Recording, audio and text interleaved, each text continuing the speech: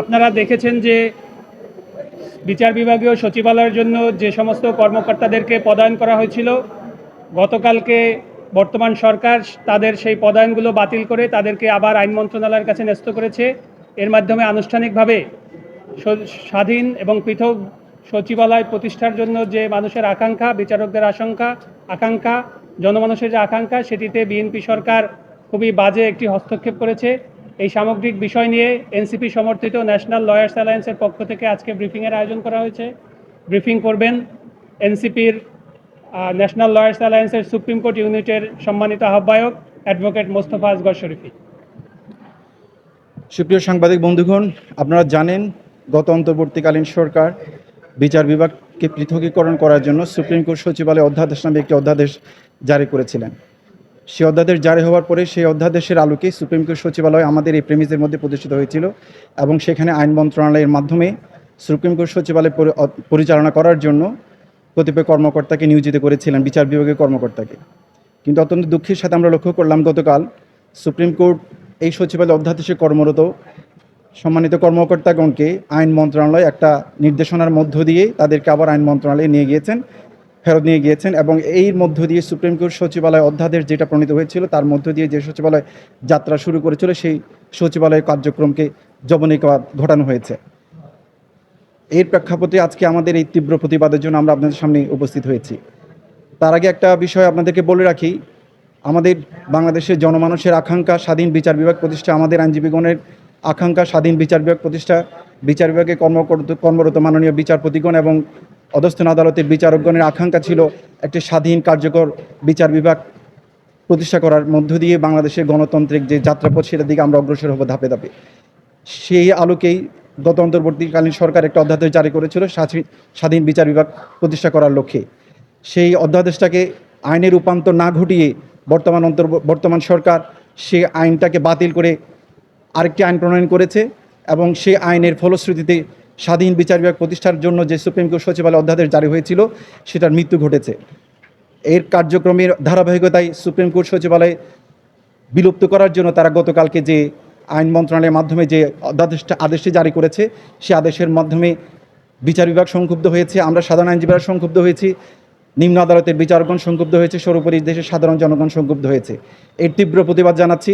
আমরা দাবি জানাচ্ছি ন্যাশনাল লয়ার্স অ্যালায়েন্সের পক্ষ থেকে অবিলম্বে স্বাধীন বিচার বিভাগ প্রতিষ্ঠা করার জন্য একটা কার্যকর আইন প্রণয়ন করতে হবে এবং সেই কার্যকর আইনের মধ্য দিয়ে বিচার বিভাগকে জবাবদিহিতার জায়গায় নিয়ে এসে একটি স্বাধীন স্বচ্ছ বিচার বিভাগ প্রতিষ্ঠার মধ্য দিয়ে বাংলাদেশের জনমানুষের জন আকাঙ্ক্ষার যে প্রতিফলন আমরা করার জন্য এই সংগ্রাম করছি সেই প্রতিফলন যেন এই সরকার রক্ষা করেন সে আহ্বান জানিয়ে আমাদের কথা এখানে শেষ করছি। ধন্যবাদ সবাইকে। কোনো প্রশ্ন থাকলে করতে পারেন।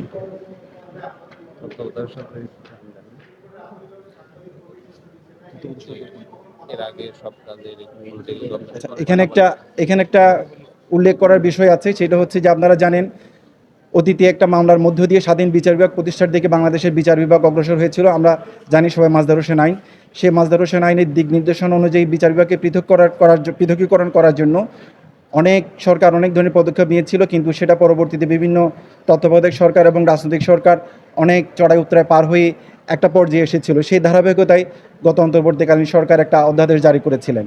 সেই মাজদার হোসেন মামলার আলোকে স্বাধীন বিচার বিভাগ প্রতিষ্ঠা করার জন্য যে নির্দেশনা ছিল সেই নির্দেশনা আলোকে স্বাধীন সুপ্রিম কোর্ট সচিবালয় অধ্যাদেশটা প্রণীত হয়েছিল।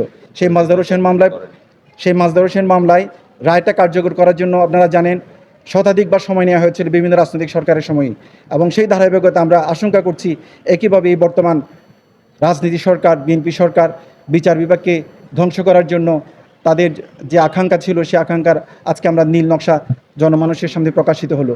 সুতরাং এর মধ্য দিয়ে আমরা অত্যন্ত সংক্ষুব্ধ হয়েছি। আমরা তীব্র প্রতিবাদ জানাচ্ছি। অবিলম্বে স্বাধীন বিচার বিভাগ প্রতিষ্ঠা করার জন্য একটা সুদৃঢ় অবস্থান এবং কার্যকর পদক্ষেপ গ্রহণ করার জন্য বর্তমান সরকারের প্রতি বিনীত আহ্বান জানাচ্ছি।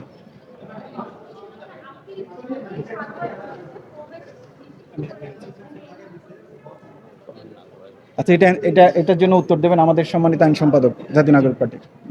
ধন্যবাদ। দেখুন, স্বাধীন বিচার বিভাগের যে সমস্ত শর্ত পূরণ হলে একটি বিচার বিভাগ স্বাধীনভাবে ফাংশন করতে পারে তার অন্যতম একটি উপাদান হলো সাংবাদিকদের অবাধ তথ্য সংগ্রহের স্বাধীনতা এবং সে লক্ষ্যে আইনের বিধান মেনে যে কোনো আদালত প্রসিডিংয়ে তাদের অংশগ্রহণের সুযোগ। আমরা দেখেছি যে এর আগে মহামান্য প্রধান বিচারপতি যিনি ছিলেন তিনি কিন্তু সাংবাদিকদের এই অবাধ স্বাধীনতায় কখনোই হস্তক্ষেপ করেননি, কিন্তু বর্তমান সুপ্রিম কোর্ট প্রশাসন একটি নোটিশ জারির মাধ্যমে সাংবাদিকদের আপিল বিভাগে প্রবেশে এবং কিছু কিছু কোর্টরুমে প্রবেশের ক্ষেত্রে সরাসরি একটি বিধিনিষেধ আরোপ করেছেন। আমরা ইতিপূর্বেও ন্যাশনাল লয়ার্স অ্যালায়েন্সের পক্ষ থেকে এই বিষয়টি নিয়ে নিন্দা জানিয়েছি এবং আপনারা অনেকেই আমাদের সাথে যোগাযোগ করেছেন। আমরা আলাদাভাবে আমাদের যতটুকু সামর্থ্য আছে সেটির মাধ্যমে কর্তৃপক্ষের সাথে আমরা কথা বলেছি এবং আমরাও আমাদের জায়গা থেকে এই বিষয়টি নিয়ে চেষ্টা করছি যাতে সাংবাদিকরা অবাধে তথ্য প্রবাহ তাদের যে অধিকার রয়েছে সেটি তারা নিশ্চিত হতে পারেন এবং সকল ধরনের লিগ্যাল প্রসিডিংয়ে তারা আইনের বিধিবিধান মেনে চলেই সেখানে তারা অংশগ্রহণ করতে পারেন। এই বিষয়টি নিয়ে আমরাও সজাগ এবং আমরাও আমাদের জায়গা থেকে চেষ্টা করে যাচ্ছি। আরেকটি বিষয় আপনাদের একটু নজরে আনি, আপনাদের নিশ্চয়ই মনে আছে যে এই সুপ্রিম কোর্ট সচিবালয় নিয়ে যখন অধ্যাদেশ জারি হয় তখন বাংলাদেশের বর্তমান যিনি অ্যাটর্নি জেনারেল তিনি আপনাদের সামনে তার উচ্ছ্বসিত একটি অভিব্যক্তি প্রকাশ করেছিলেন। তিনি এই বিষয়টি নিয়ে একটি মাইলফলক হিসাবে এটিকে অভিহিত করেছিলেন এবং এটির মাধ্যমে জনগণের যে আকাঙ্ক্ষা প্রতিফলিত হয় এই বিষয়টিও তিনি উল্লেখ করেছিলেন। আরও একটি উল্লেখযোগ্য বিষয় হলো সেই আগের যে আইন অধ্যাদেশ প্রণয়ন প্রক্রিয়ায় সেখানে বর্তমান যিনি আইনমন্ত্রী তিনি তৎকালীন অ্যাটর্নি জেনারেল ছিলেন, তিনিও ওতপ্রোতভাবে জড়িত ছিলেন। কিন্তু বর্তমান বিচার বিভাগের অর্থাৎ বিচার বিভাগ সংশ্লিষ্ট বিষয়সমূহে এই দুইজন নেতৃস্থানীয় ব্যক্তিদের নীরবতা এবং কোনো কোনো ক্ষেত্রে তাদের এই প্রক্রিয়ায় সরকারি রাজনৈতিক প্রক্রিয়ায় রাজনৈতিক যে আচরণ বা অংশগ্রহণ সেটি আমাদেরকে ব্যথিত করেছে। তারাও আইনজীবী, এই প্রেমিসিসের আইনজীবী, তাদেরও দীর্ঘদিনের সংগ্রাম রয়েছে এই স্বাধীন বিচার বিভাগ প্রতিষ্ঠার জন্য। আমরা তাদের সেই সংগ্রামের প্রতিও শ্রদ্ধা জানাচ্ছি, কিন্তু একই সাথে তাদেরকে আবার আমরা স্মরণ করিয়ে দিতে চাই যে জন আকাঙ্ক্ষার বিপরীতে গিয়ে আপনারা রাজনৈতিক এজেন্ডা সেটি বাস্তবায়ন করবেন না, বিচার বিভাগকে নিয়ন্ত্রিত বিচার বিভাগ প্রতিষ্ঠার চেষ্টা আপনারা করবেন না। এটি যদি আপনারা করে থাকেন তাহলে সেটি ভুল হবে। আপনারা জনগণের আকাঙ্ক্ষা মেনে নিন, আপনাদের 31 দফার যে ওয়াদা ছিল সেটি আপনারা মেনে নিন এবং জনগণের জন্য স্বাধীন বিচার বিভাগ প্রতিষ্ঠার জন্য একটি গণতান্ত্রিক রাষ্ট্রে উত্তরণের জন্য যে স্বাধীন বিচার বিভাগের গুরুত্ব সেটি যেন আপনাদের সবসময় মাথায় রাখে। তো আমরা আশা করব সরকারের এই বিষয়টিতে বোধোদয় হবে এবং অতি দ্রুতই তারা একটি চমৎকার আইন প্রণয়নের মাধ্যমে এই বিষয়টির সুরাহা করবেন। ধন্যবাদ সবাইকে।